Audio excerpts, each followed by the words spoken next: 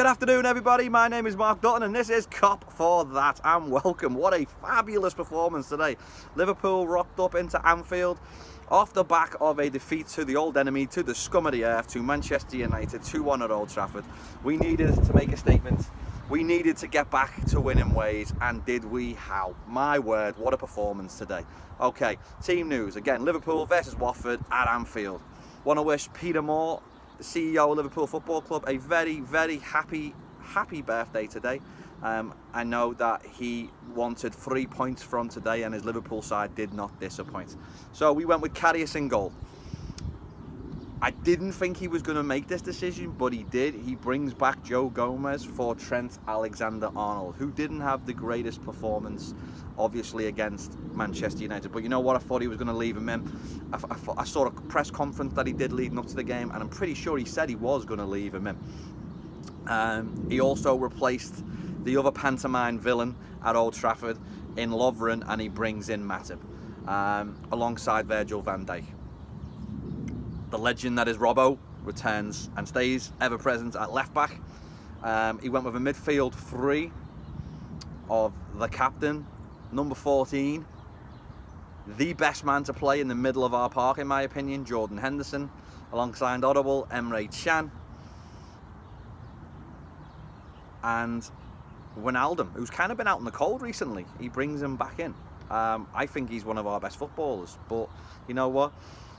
Klopp is the boss. And then the three greatest footballers in the world up front: Salah, Mane, and our third unbelievable, awesome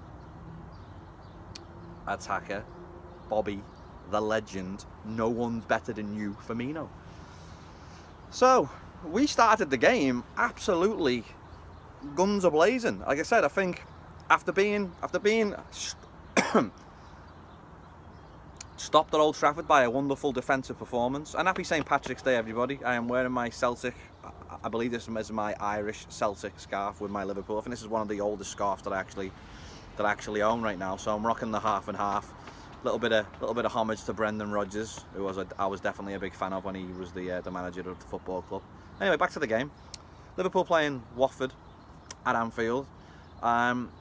You know, the season opener against them was a 3-3 game, and it was very disappointing. But you know what? A lot's changed since that game. Obviously, we've become defensively stronger, and you know, we were missing chances that we probably should have scored. To be fair, in that Watford game, we could have scored 7 easily against them on that opening day. But we conceded 3 horrific goals, and we end up drawing the game 3-3. And again, you know, a season that offered so much hope, you're questioning a lot of different things. And I know a lot of Liverpool fans were struggling off the back of the opening day against Watford. So we needed a response from that. That was obviously on the players' minds. And like I said, we came out so fast, so aggressive. The football was what I like to call Ole football. We were fast. We were passing, we were moving, we were overlapping. And the most impressive thing for me was not what we did with the ball. It was as soon as we lost the ball. And again, we all know what Liverpool do in relation to pressing and counter-pressing, but this was another level for me. They really, really pressed the ball magnificently today. We won lots and lots of balls high up the field, and that put us on attack. Just the quality of the goals we scored today. I mean, the first goal is unbelievable. I mean, it's one of those moments. It reminds me very similar of the Spurs game, where Salah gets the ball on the right side, but he's basically put half the Watford team on their backside. It's such a goal. It's genius. I mean, he's that level. I remember going on the tour of the Amsterdam Stadium, which is the home of Ajax. The season that Luis Suarez was sold to Liverpool. I didn't know too much about Luis Suarez, to be honest with you. I was still really upset with the whole Fernando Torres on his, bags packed on his way to Chelsea. I think they only were at Anfield together for about 5 minutes, Torres and Suarez. So we bring him in, but they were playing the season video on all the TVs as you walk through the stadium, and it was just Suarez scoring 4 goals here, 3 goals there, and all the staff were devastated. And when they found out that I was a Liverpool supporter, they were even more devastated. And they were like, listen, you've got one of the best players in the world here. I didn't know it at the time, but wasn't he just? And I feel like Roma must be going through that same level of devastation right now, just purely because, he's one of the best players in the world right now. He's a leading goal scorer in the Premier League. I don't think with the injuries now to Aguero and Kane that he's going to be caught. He's only going to add to that. He's scoring goal after goal after goal after goal. It's just his level of ability. And again, go back to what I just said about him winning the ball and pressing the ball and Liverpool doing that. The amount of times Salah wins tackles, wins the ball back just by losing it, or if it broke down in any way, shape or form in the final third, he was all over the ball, trying to press it, trying to win it back. And his creativity and his level of genius is just, I don't know that I've seen a better player. The best player I've seen in my career of supporting Liverpool Football Club. Again, I was born in 1978. Steve McManaman was the player for me. He would get me off my seat. When I got my season ticket in the early 90s, he was the man that would, we would give him the ball and something was going to happen. Even if he got the ball on the edge of his own 18, the entire cop, half the stadium would stand up in the anticipation that McManaman was going to create something.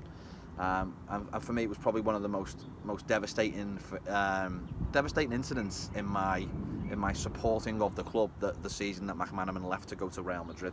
More than any other player, he was the one that I was most upset to lose and felt betrayed of him walking out on Liverpool and heading to Spain. But then, smile on my face when he wins 2 Champions Leagues with them and is man of the match and scores in both those games. But Salah's surpassed her. I mean, you look at what Torres did when Torres came into Liverpool, and you were just taken away, and it was breathtaking watching this guy attack with so many different ways. And then we up it again and we bring in Suarez, and Suarez gives us something else to cheer about, in another dynamic player that we've not seen before at Liverpool. And then we go and top that now with Mo Salah. So, think of the 3 last big players that we've signed in Torres, Suarez and Salah. They've all been absolutely brilliant world-class players for this club. Let's hope now that we can keep Salah. A young man back in England interviewed him this weekend, and his dad asked, if he wanted to ask him a question, what would you ask Salah? And I just said, what is your affection for Liverpool Football Club? And is it one of those moments in your life where you say, yeah, this is a dream move, this is where I want to be? Because, the wind changes very often in football, and your fan favourites can turn around, like Coutinho did to us in January, and just basically said, yeah, this isn't my dream, this is not where I want to play. I think for every club around the world, you're looking for those players that dream of playing for Liverpool Football Club.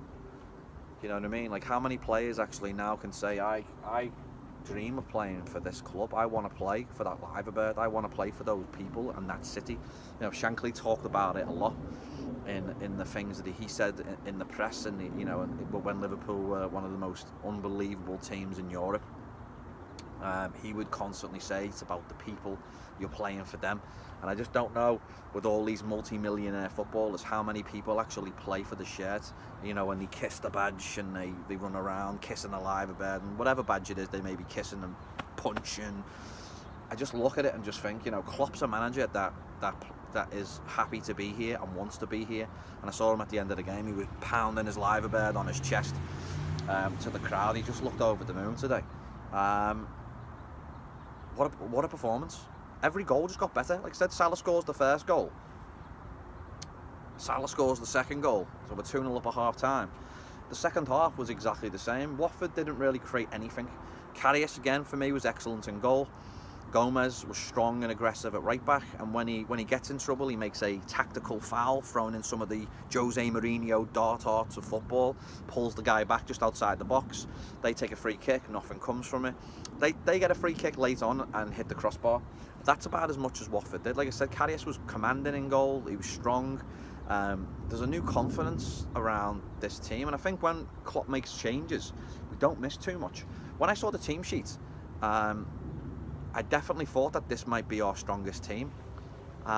Really did. It just looks, Gomez gives us a little bit more strength, even though Trent's a little bit more attacking. But Mane today, Mane was on fire.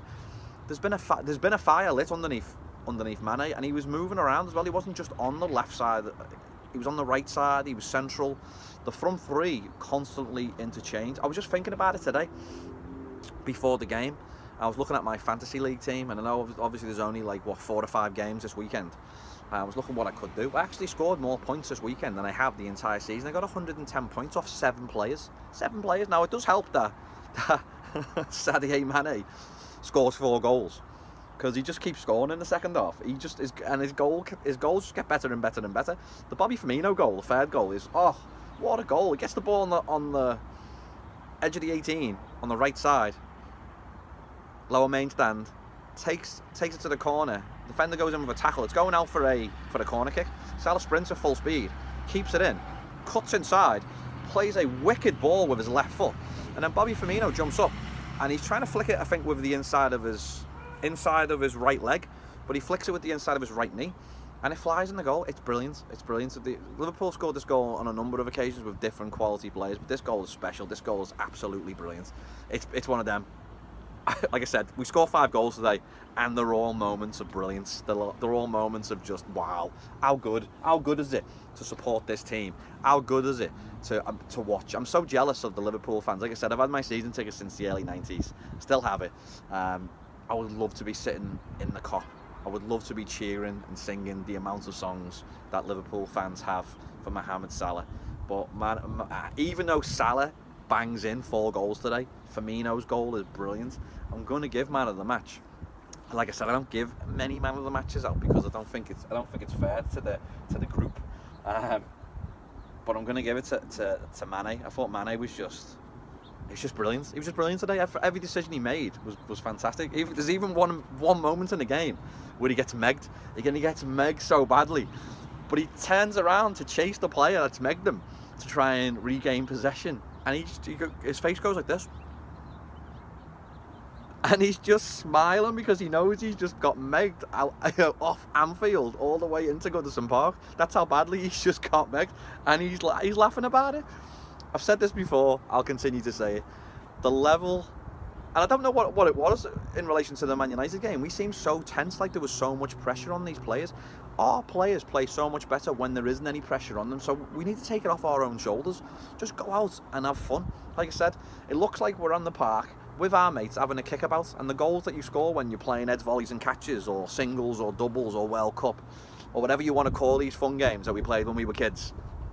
That's what this Liverpool team look like they're playing, because of the level of the goals, the movement, the work rate. It's phenomenal. It's absolutely phenomenal. When you think of the likes of Adam Lallana, hasn't even got off the bench today. And I felt bad for Danny Ings. Danny Ings comes off the bench, and he comes on for Firmino, and I tell you what, he looked brilliant. He looked like a player that's gonna put down a statement till the end of the season and try and score a goal. But he hits a volley, absolutely brilliant volley from brilliant play by Liverpool again, and the keeper makes a great save. To be fair to the Watford goalie, we've stuck 5 past him today. He's made some brilliant, absolutely brilliant saves. We could have scored 9 or 10 today comfortably. I'm not exaggerating that as well. We could have scored that many goals today. International break. I hate international football. I don't know many Liverpool fans that do like international football. My only hope is the players that are on the fringes of our squad get some game time. So like Adam Lallana, hopefully he plays 2 games and plays well. Because I feel bad for him being injured and coming back. He hasn't really got back into the team. And I don't know that Klopp knows where to play him. He's played him as an attacker and wide left and right. That's not his best position. It's more in the centre. But I don't know if he trusts him in the middle at the moment. So I don't know what the future holds for Adam Lallana. Especially with us bringing in Keita in the summer. I think I've rambled on enough, but that was amazing today. Absolutely amazing. Like I said, every goal got better and better and better and better. Liverpool's performance today was brilliant. Like I said, it stinks that we're going into an international break. No one cares. Absolutely nobody cares. Hopefully we get everybody back fit, strong. Crystal Palace away is our next game, and that's huge because for whatever reason, Crystal Palace always give us a hard time. And I'll tell you what's unlucky about us and Palace now is they've had like 20 plus players out injured recently. Well, they're all coming back. Isn't that a kicker? They're all coming back as Liverpool rock into Crystal Palace.